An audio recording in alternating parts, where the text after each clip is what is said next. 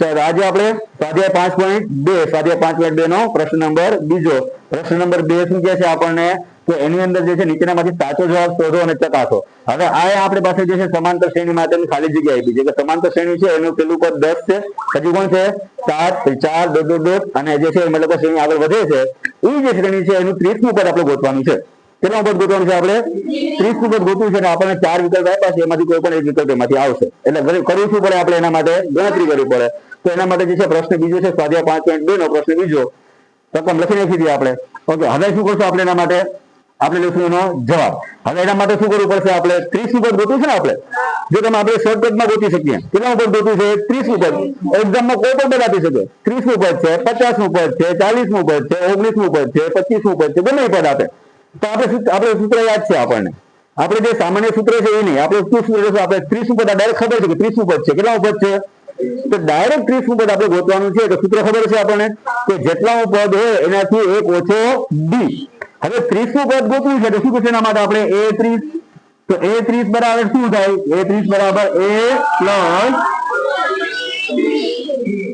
a plus 29d બરાબર છે a plus 29d. હવે તમને એમ કે 50મું પદ શોધો તો શું લખશું આપણે અહીંયાથી a પ્લસ 49d.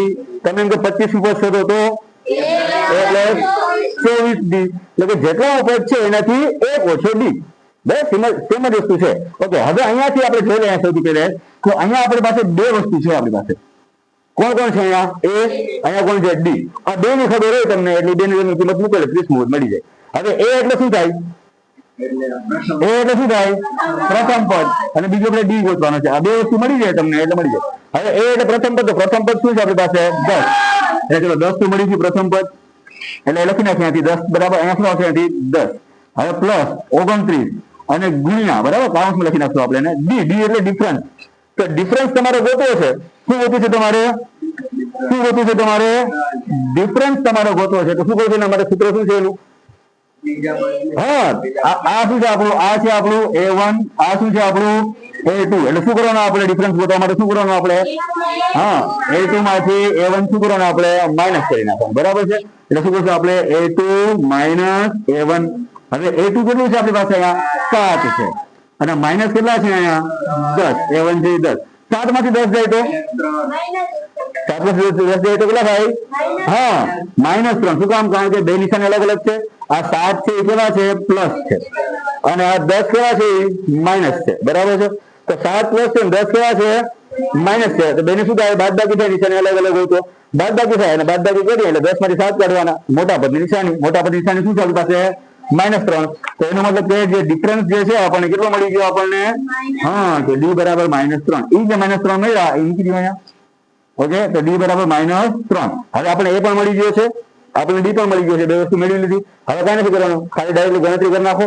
તો શું કરશો એના માટે આપણે 10 ના 10 પ્લસ હવે આ જે છે પ્લસ 29 કેવા છે પ્લસ અને આ 3 કેવા છે માઇનસ છે ને એટલે પ્લસ માઇનસ અને આ બેનો ગુણાકાર કરી નાખવાનો કાઉન્સની અંદરની સંખ્યા ને કાઉન્સની બહારની સંખ્યાનો ગુણાકાર એટલે 29 ગુણ્યા 3 કરી નાખીએ આપણે 3 નવા 27 નો 7 વધી પેઢી 2 અને 3 2 6 ને 2 8 થાય ને કેટલા આવી ગયા 87 29 87. ઓકે હવે શું કરશું આપણે એના માટે હવે આ 87 માઇનસ 10 કેવા છે પ્લસ છે એટલે બેનું શું થાય બાદબાકી થાય ને અહીંયા શું હતું પ્લસ આ માઇનસ પ્લસ માઇનસ એટલે કે માઇનસ કરો એટલે બાદબાકી કરો તો બાદબાકી કરી નાખીએ 87 માંથી 10 કાઢી નાખવાના કેટલા આવે 77 અને મોટા પદની નિશાની શું છે માઇનસ એટલે શું મળી ગયું આપણને a30 બરાબર શું મળી ગયું -77. એનો મતલબ એ થાય કે ભાઈ આ જે શ્રેણી છે આ શ્રેણીની અંદર તમે આગળ વધતા જાવ તમે તો આ શ્રેણીમાં 30મું પદ શું આવશે -77. શું કામ તો શ્રેણી ઉતરતી જાય છે 10 પછી શું થઈ ગયા 7 પછી 4 પછી 1 આવશે હવે બરાબર નીચે જતા જાય છે એટલે શ્રેણી કેમાં જશે માઇનસમાં જશે એટલે આ જે છે a30 બરાબર શું થઈ ગયું 77. આ આવી ગયો આપણો જવાબ 77 કેવા છે માઇનસ. ઓકે હવે પડી ગઈ સમજાઈ ગયું. ઓકે તો આ જે છે દાખલો તમારે લખવાનો છે લખી નાખો બરાબર. ઓકે.